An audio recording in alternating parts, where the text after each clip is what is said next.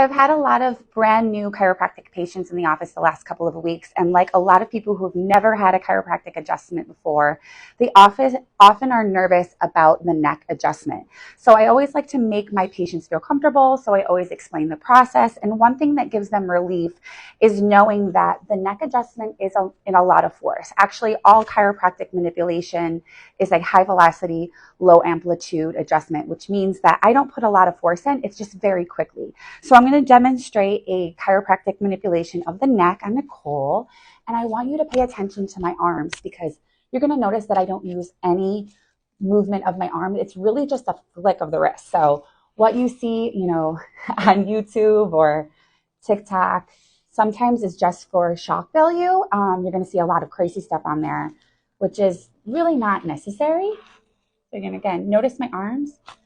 It's just my hand there.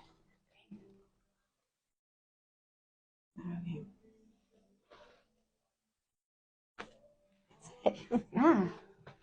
And most patients, they feel really surprised on how smooth it is and how really not aggressive it is.